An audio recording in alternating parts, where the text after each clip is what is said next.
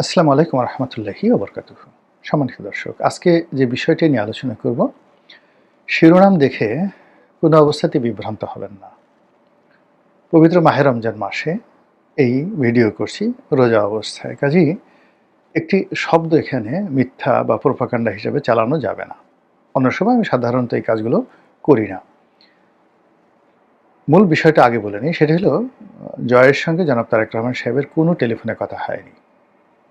আগামীতে হবে কিনা আমি জানি না। এই দুজনের মধ্যে কোনো যোগাযোগ আছে কিনা তাও আমি জানি না। আমি শুধুমাত্র একজন লেখক হিসেবে বা একজন রাজনৈতিক বিশ্লেষক হিসেবে কল্পনা করার চেষ্টা করছি যে ধরুন জয় এবং তারেক এই দুজনের মধ্যে টেলিফোনে কথা হলো। তো সেই ক্ষেত্রে কি কথা হতে পারে এবং সেই কথাবার্তার পরিণতি কি হতে পারে, এই বিষয়গুলো নিয়ে আলোচনা করব, সম্ভাব্যতা নিয়ে। কিন্তু তার আগে বলে নেই যে এটা সম্ভব কিনা, আদৌ সম্ভব কিনা, বা এটা যদি হয় তাহলে কী ধরনের পরিবেশ পরিস্থিতি তৈরি হবে। আপনারা জানেন যে যখন ২০০১ থেকে ২০০৬ সনে তারেক রহমান সাহেব একেবারে ক্ষমতার তুঙ্গে, তখন তাকে বাংলাদেশে বলা হতো রাজপুত্র। তার হাওয়া ভবনের সেই যে অবিস্মরণীয় ক্ষমতা, দুর্দান্ত পাওয়ার, তিনি ছিলেন ডিফ্যাক্টো প্রধানমন্ত্রী। বেগম খালেদা জিয়ার যে ক্ষমতা ছিল তার চেয়ে ২০০১ সনে তারেক রহমান সাহেবের বেশি ক্ষমতা ছিল। তো এত সত্ত্বেও তখন তার বিরুদ্ধে মিস্টার 10%, ঘুষ, দুর্নীতি, অনিয়ম, নানা রকম অভিযোগ সেই সময়টাতে ছিল। কিন্তু তারপরেও এখনকার চাইতে ওই সময়টাতে গণতন্ত্র এবং গণতান্ত্রিক পরিবেশ বেশি ছিল ২০০১ থেকে ২০০৬ সালে।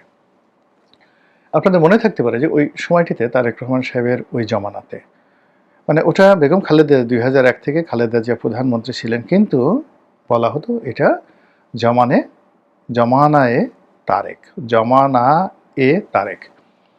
তো সেই জমানাতে জনাব সজীব ওয়াজেদ জয় আমেরিকা থেকে একবার আসলেন। আওয়ামী লীগ সিদ্ধান্ত নিল যে তাকে সংবর্ধনা দেওয়া হবে।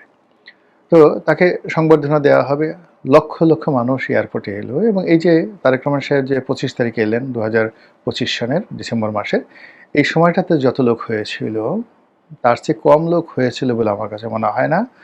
বিকজ ওই সময়টাতে যেহেতু আমি মনোনয়ন প্রত্যাশী ছিলাম, আমাকেও লোকজন নিয়ে আসতে হয়েছে এবং কত লোক এনেছিলাম। আর ওই দিন এয়ারপোর্ট থেকে সুধা সদন পর্যন্ত কত লোক ছিল ওটা আমি নিজের চোখে দেখেছি। তো কাজেই মানে তারেক রহমান সাহেব যেদিন আসছেন আর জয় যেদিন আসছেন, এই দুইয়ের মধ্যে আমি পার্থক্য করতে পারবো না। কিন্তু যে কথাটি বলতে চাই যে সুধা সদনে এসে জয় উঠলেন তার মায়ের সাথে। তার মা তখন বিরোধী দলীয় নেত্রী। এখন বিরোধী দলীয় নেত্রী আওয়ামী লীগের জমানাতে যখন বেগম জিয়া ছিলেন, তাকে তো আওয়ামী লীগ পাত্তাই দিত না। এরপরে যখন ২০১৪ সনের পরে সাবেক প্রধানমন্ত্রী রূপে বেগম জিয়া ছিলেন, তার সঙ্গে যে অপমানজনক অপদস্থমূলক আচরণ করা হয়েছিল আওয়ামী লীগের পক্ষ থেকে, সেই দিক যদি বিবেচনা করেন তাহলে তারেক রহমান সাহেবের প্রশংসা না করে পারবেন না। জয় এসেছেন, সেই সময়টা জয়কে তিনি অভ্যর্থনা জানিয়েছিলেন, অভ্যর্থনা জানিয়েছিলেন। এটা আপনি ধরে নেন অভিনয়, এটা ধরে নেন নাটক, সিনেমা, যাই হোক না কেন। যেভাবে শেখ হাসিনা কোকোর মৃত্যুর পরে গেছিলেন, সবাই এটাকে অভিনয় বলে, কিন্তু এই অভিনয়টাকে ম্যাটেরিয়ালাইজ করা বিএনপির জন্য ওই মুহূর্তে লাভজনক ছিল। আর যদি সেটা করতেন ওই সময়টা, তাহলে ২০১৮ সনের ইতিহাস ভিন্ন হয়ে যেত। কোকোর মৃত্যুর পর পুরো বিএনপি ২০১৮ সনে ক্ষমতা আসতো এবং গণতন্ত্র, এই যে এখন জনাব তারেক রহমান সাহেবকে গণতন্ত্রের প্রতি ফিরতে যান বের হয়ে যাবে। এত সহজ হবে না। যে খতগুলো তৈরি হয়েছে সেই খতগুলো তৈরি হতো না, একটা সিস্টেম সেখানে রান করে গিয়েছিল। তো আবার জয় যে সুযোগটি পেয়েছিলেন তারেক রহমান সাহেবের পক্ষ থেকে, ঠিক সেই সুযোগটি গ্রহণ করা হয়নি, অপমান করা হয়েছে। আজকে যিনি তথ্যমন্ত্রী হয়েছেন, যাকে বলা হয় মিস্টার জহিরুদ্দিন স্বপন, তিনি সহ আরও কয়েকজন, এরা সবাই তখন তারেক রহমান সাহেবের ঘনিষ্ঠজন ছিলেন। তাদেরকে বলা হতো হাওয়া ভবনের কুশীলব বা হাওয়া ভবনের কিংমেকার।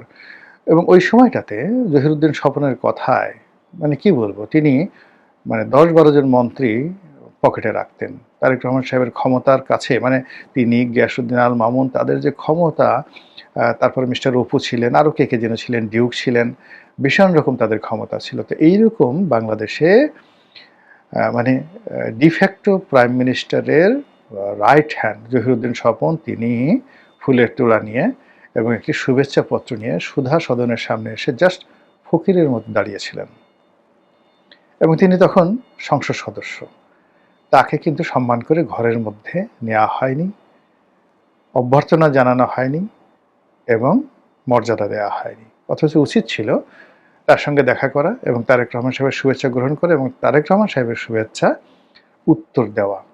এর কারণ হলো আপনি পৃথিবীতে যাকে তাচ্ছিল্য করবেন, যাকে তাচ্ছিল্য করবেন, আল্লাহ তাকে দ্বারাই আপনাকে শাস্তি দিবে।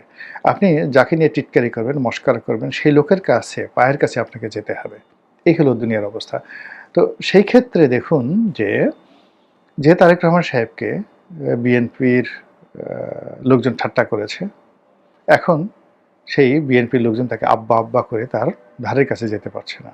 যে তারেক রহমান সাহেবকে আওয়ামী লীগের লোকজন ঠাট্টা মস্করা করেছে, এখন তারেক রহমান সাহেব যদি তাদেরকে ডাকেন, বিএনপিতে যোগদান করতে বলেন কিংবা তাদেরকে একটু আশ্বাস বানিয়ে দেন, মুহূর্তের মধ্যে তারা আনন্দে গলায় দড়ি দিয়ে মরে যাবে, গাছের থেকে লাফ দিয়ে চিত হয়ে পড়ে যাবে। এগুলো বাস্তবতা, ক্ষমতাকেন্দ্রিক রাজনীতি। তো কাজেই এখন ওই যে অতীতে যে ভুলটি জয় করেছেন, যে ভুলটি শেখ হাসিনা করেছেন, তারেক রহমান সাহেবকে সেই ভুলটি করবেন? এটি হলো প্রশ্ন। তিনি যদি শ্রেষ্ঠতর হতে চান এবং এই শ্রেষ্ঠতর হওয়ার জন্য তাকে অতীতে তার সঙ্গে যারা ভুল করেছেন তিনি সেই ভুল করবেন না, উল্টো উদারতা দেখাবেন। খন্দকার দেলোয়ার অসাধারণ একটা কথা বলেছিলেন। 1/11-এর পর যখন 1/11-এর সময় বা শেখ হাসিনার জামানত হোয়াট এভার মেবি, তো তিনি একটা কথা বলেছেন যে আমরা মন্দ কাজ করেছি তাই বলে কি আপনারা মন্দ কাজ করবেন? আমরা মন্দ কাজ করার ফলে তো এখন শাস্তি পাচ্ছি, আর এখন আপনারা মন্দ কাজ করলে তো ভবিষ্যতে শাস্তি পাবেন। এখন এই কথাটা আমার এখনো কানে বাজে। এত ম্যাচিউর, এত সুন্দর, এত স্মার্টলি, বোল্ডলি বিএনপির তৎকালীন মহাসচিব যে কথাটি বলেছেন আমার এখনো কানে বাজে। তো এই ক্ষেত্রে যে ফোনের বিষয়টি অতীতে যে ঘটনাটি ঘটেছে, কখনো কোনো অবস্থাতেই তারেক রহমান সাহেবের কাছে জয় ফোন করতে পারবেন না, সম্ভব না এটা। কিন্তু তারেক রহমান সাহেব যদি জয়কে টেলিফোন করেন, বাংলাদেশের রাজনীতির কোর্স অফ অ্যাকশন পাল্টে যাবে এবং শুধুমাত্র জয়ের সাথে টেলিফোনে কথা বলবেন তিনি।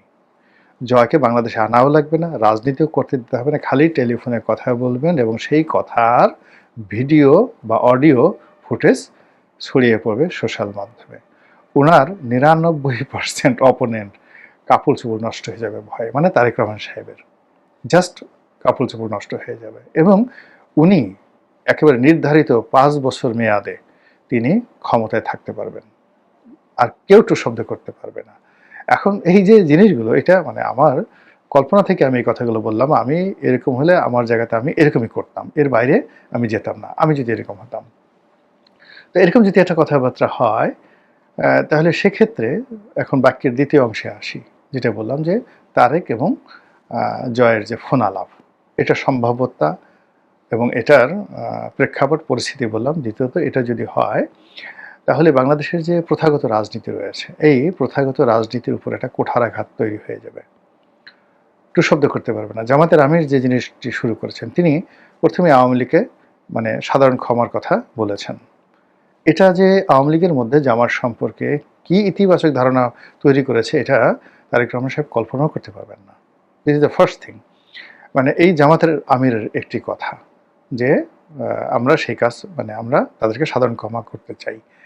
দ্বিতীয়ত হলো যে আমিরে জামাত যেভাবে লন্ডনে গিয়ে তিনি বেগম জিয়ার সঙ্গে দেখা করে এসছেন, তারেক রহমান সাহেবের সঙ্গে দেখা করে আসছেন, বাংলাদেশে আসার পর যেভাবে তারেক রহমান সাহেবের সঙ্গে তিনি দেখা করেছেন, এটা জামাতকে কতদূর এগিয়ে নিয়ে গেছে কল্পনাই করা যায় না। ফলে এখন রাজনীতি যেহেতু প্রথা বিরুদ্ধ চলছে, সবকিছু প্রথা বিরুদ্ধ চলছে, তারেক রহমান সাহেব নিজেও এই গল্প কয়েকদিনে প্রধানমন্ত্রী হওয়ার পর প্রথা বিরুদ্ধ কাজ করছেন। তো কাজে আগামীতে যদি এরকম কোনো প্রথা বিরুদ্ধ কাজ হয়, তার সঙ্গে যদি শেখ হাসিনার কথা হয়, তার সঙ্গে যদি ওবায়দুল কাদেরের কথা হয়, তার সঙ্গে যদি তারেক রহমান সাহেবের সঙ্গে যদি জয়ের কথা হয়, পুতুলের কথা হয়, শেখ রেহানার কথা হয়, এতে করে রাজনীতি ছোট হবে না। এতে করে রাজনীতি ছোট হবে না, বরং বিভিন্ন মানুষ যারা চক্রান্ত করার চেষ্টা করছে তারা আরও ছোট হয়ে যাবে। থার্ডলি হলো, এটা কি কিয়ামতের আলামত